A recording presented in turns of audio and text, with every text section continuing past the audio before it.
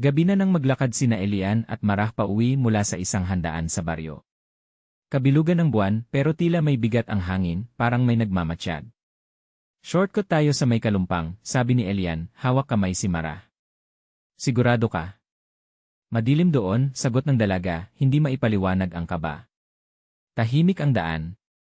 Tanging tunog ng mga kuliglig at mahihinang yabag nila ang maririnig. Pagdating nila sa ilalim ng lumang puno ng kalumpang, biglang humangin ng malamig, mas malamig kaysa sa dapat. Parang may sumusunod, bulong ni Marah. Tumigil si Elian. Wala. Ako ang bahala. Pero habang sinasabi niya yon, napansin niyang gumagalaw ang mga anino sa lupa, hindi tugma sa galaw nila. Napaatras si Marah. Elian, may nakatayo sa likod mo. Dahan-dahan siyang lumingon. Wala. Pero pagharap niya kay Marah, nanigas siya. Teka, bakit ka umiiyak? Tanong ni Elian. Kasi hindi ko alam kung ikaw pa yan, sagot ni Marah habang umaatras, takot na takot. Kanina pa dalawa ang yabag mo.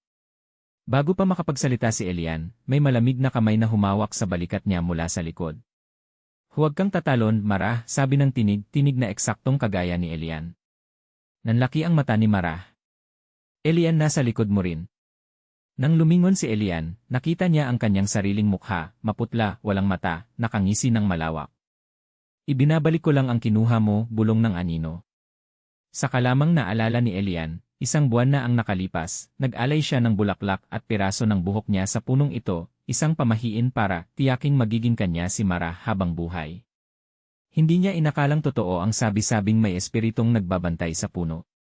Nagpatuloy ang nilalang, kapag may ibinigay ka sa akin, may kapalit. Biglang nanigas si Elian. Nararamdaman niyang hinihila ang hininga niya mula sa loob, parang may humihigop sa kaluluwa niya. Marah, takbo, hirap niyang sambit. Pero bago pa siya makatakbo, hawak na ng anino si Elian, hinahatak papasok sa mismong anino ng puno.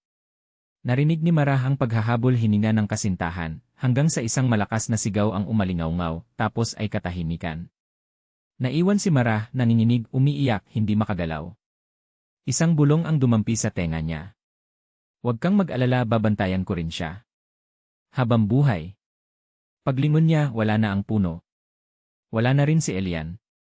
Tanging malamig na hangin at bakas ng dalawang magkapares na paa ang naiwan. Pero iisang direksyon lang ang patungo doon. Papailalim.